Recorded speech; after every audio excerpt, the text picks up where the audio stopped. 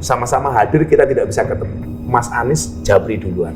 Maaf ya Gus, kemarin di Hal Solo kita nggak bisa ketemu. Itu betapa menggambarkan jiwa besarnya seorang Anies Baswedan yang dia tahu saya tidak mendukung beliau, tapi masih mau komunikasi dan tidak baper. Emang ada yang baper? Oh ada lah. Dan tidak baper. Kalau sama sekali tidak baper. Lah kemudian kenapa saya memutuskan kemudian tidak mendukung Mas Anies? Yang pertama, komunikasi saya dengan Mas Prabowo jauh lebih lama. Kemudian yang kedua, ada faktor X yang kemudian saya susah untuk menceritakan. Ini persoalan Ahlussunnah dengan Wahabi. Karena selama ini saya orang yang sangat ditolak sama Wahabi. Dan saya melihat barisan Wahabi itu hari ini mendukung Mas Anies. Gitu. Kalau personalnya, saya nggak akan pernah lupa dengan Mas Anies. Gitu. Tapi bahwa ada faktor X di sini yang saya katakan Wahabi mendukung Mas Anies, yang selama ini saya sangat dimusuhi sama Wahabi, itu yang menjadikan saya berat.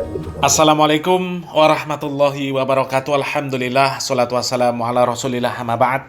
Kaum muslimin yang dirahmati Allah subhanahu wa ta'ala, kita masih membahas si Gondes kaum muslimin. Dan itu tadi video dari si Gondes yang mengatakan, menjelaskan ya, atau memberitahukan alasan kenapa dia ini tidak mendukung Anies Baswedan dalam Pilpres ini ya. Kata dia, alasan kenapa dia tidak mendukung Anies adalah karena Anies ini didukung oleh orang-orang Wahabi. Ini tentu statement yang tidak berdasar sama sekali kaum muslimin ya. Statement yang gak jelas ya. Sebenarnya yang dimaksud Wahabi oleh si Gondes ini siapa sih? Ya. Kok sampai masalah Pilpres pun Wahabi diseret-seret juga sama si Gondes ini. Padahal kita tahu selama ini yang disebut-sebut sebagai Wahabi oleh si Gondes ini siapa? Selama ini kita tahu ya. Siapa, orang-orang mana yang disebut oleh si Gondes ini Wahabi. Dan coba ya, ada nggak orang-orang yang selama ini disebut Wahabi oleh si Gondes yang jelas-jelas menunjukkan dukungan mereka kepada Anies atau pasangan lain lah? Ada nggak? Ya, Ustadz Khalid Basalamah, Ustadz Firanda, ya, khususnya beliau berdua ini kan jelas-jelas dikatakan oleh si Gondes ini mereka itu Wahabi, ya. Coba, ada nggak pernyataan atau tanda-tanda yang ditunjukkan oleh Ustadz Khalid Basalamah dan Ustadz Firanda bahwasanya mereka ini mendukung Anies Baswedan atau pasangan yang lain? Nggak ada ya. Coba tunjukkan kalau ada ya. Jadi tuduhan si Gondes ini tuduhan yang tidak berdasar sama sekali ya. Dipikirnya orang-orang yang disebut Wahabi ya, mereka ini ikut beryuforia di ajang Pilpres ya. Padahal enggak. Mereka cuek ya. Yang mau milih silakan, yang mau golput silakan, mau milih siapa saja silakan ya. Jadi dari mana ya kok bisa-bisanya mengatakan Anies didukung Wahabi? Padahal jelas-jelas pasangan Anies itu siapa? Ya, Caimin. Apakah Caimin Wahabi? Ya. Kemudian Pak Marzuki Mustamar. Apa Pak Marzuki Mustamar Wahabi? Bukan. Jelas-jelas Pak Marzuki Mustamar itu kalau ceramah itu memusuhi Wahabi. Ya. Apa para habaib itu juga Wahabi? Ini alasan Miftah ya. Alasan Miftah sebenarnya. Ya, ada indikasi sesuatu di balik kenapa Miftah ini lebih memilih pasangan 02 ya dibandingkan Anies Baswedan ya. Dan coba kita simak kaum muslimin, ini ada video yang menampilkan sebuah dialog. Sepertinya ini adalah orang-orang Aswaja yang jelas-jelas membantah statement dari si Gondes Miftah yang mengatakan bahwa Anies ini didukung oleh Wahabi ya. Coba kita simak videonya. Penempatan Mas Anies, kenapa kalau Mas Anies didukung oleh kelompok Tionghoa dia tidak disebut sebagai Tionghoa? Ya. Terus kemudian didukung oleh orang-orang yang bisa saja disebut sebagai Wahabi, kemudian dituduh bahwa Anies Wahabi. Iya. Ya kan? Ya, ini kan juga tidak konsisten gitu kan. Betul. Tapi kan kita perlu tanya itu apa motif di balik itu? Betul. Nah, kalau motif tanya Gus Miftah kali ya. Kita tidak tahu, tapi poinnya adalah kalau mau mengadu soal pengetahuan dan pengalaman Aswaja dengan teman-teman yang sekarang mendukung Pak Anies, kita siap 24 jam, 7 hari, 30 hari dalam 1 bulan, mau buka kitab berjilid-jilid gitu ya, mau mengaji kitab mulai dari Risalatu Ahli Sunnati wal Jamaahnya Mbah Hashim Asy'ari sampai Al-Farqu Bainal Firaq gitu, kitab-kitab, atau mau ngaji soal apa namanya Ihya Ulumuddin maupun hasyiahnya gitu ya, semuanya itu siap. Kiai-kiai kita mau mengaji soal pengetahuan Aswaja gitu ya.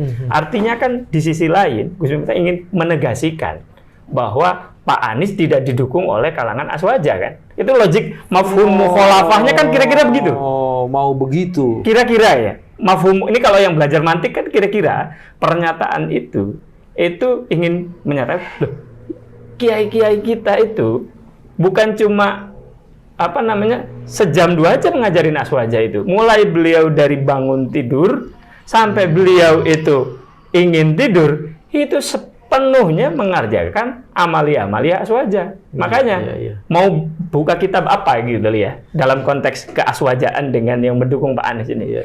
Mau baca kitab gitu ya, mau aja gitu. Pilih ada ada Gus Mahasi, ada apa namanya? Gus Salam gitu.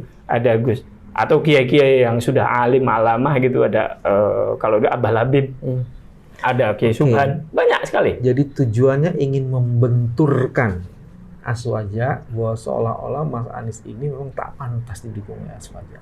Nah, pembacaan saya juga agak ke sana ya. Tapi kemudian ada fakta yang lain, ada 3 fakta, ada begitu banyak yai-yai di Aswaja yang mendukung Mas Anies. Nah, iya. Dan yai-yai itu makomnya sudah tidak perlu lagi diragukan. Apakah kemudian yai-yai itu begitu gegabah untuk mendukung Mas Anies? Satu itu. Terus poin yang kedua, Mas Anies di dalam sikap perilakunya sehari-hari dia juga ikut tahlilan. Dia juga ikut ngajian, dia juga sarungan di berbagai tempat yang. Jadi kemudian menyimpulkan dengan menyatakan dia didukung, kemudian dia masuk di situ pada sehari-harinya apa yang dilakukan Mas Anies itu menunjukkan betul bagian dari Aswaja, maka kemudian itu menyesatkan betul kan pernyataan itu sebenarnya. Sangat menyesatkan karena kalau kita lihat Pak Bambang, dilihat dari sanad keilmuan Pak Anies, itu saya tuh sering sekali dalam ini kan alhamdulillah ya Pak Anies, diberi kepercayaan oleh Pak Anies itu sekarang udah belasan tahun ya komunikasi langsung dan sebagainya. Itu selama belasan tahun itu saya melihat sekali dan saya kadang agak takjub gitu ya. Pengetahuan Pak Anies itu soal kalam Asy'ariyah itu agak dalam. Jadi Mas Anies secara diam-diam itu membaca kitab-kitab kuning. Mungkin bukan membaca kitab kuning ya, tapi menurut saya itu adalah hasil dari pengajian.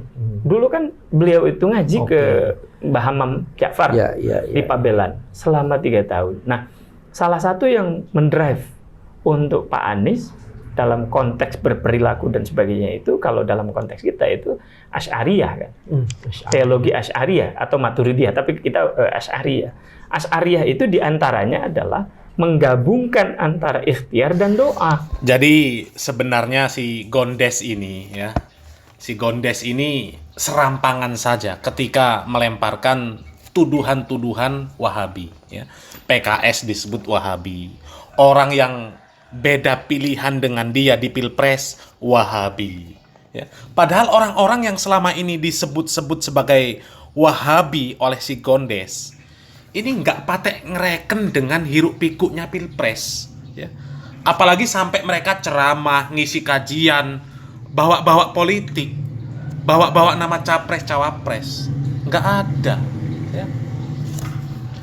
Dan dari sini sangat terlihat ada indikasi bahwa si Gondes ini tipikal orang penjilat, ya. Ada udang di balik batu ketika dia terang-terangan mendeklarasikan diri, ya, mengumumkan tentang pilihan dia, ya, capres dukungan dia. Dan koplaknya, ya, dia ini cuma untuk kepentingan pribadi dirinya, ya, dia rela membuat fitnah dan provokasi di tengah-tengah kaum muslimin. Ini bukti bahwa si Gondes ini bukan orang yang baik kaum muslimin, ya. Semoga Allah Subhanahu wa taala membongkar makar si Gondes ini. Salam waras, salam akal sehat, barakallahu fikum. Wassalamualaikum warahmatullahi wabarakatuh.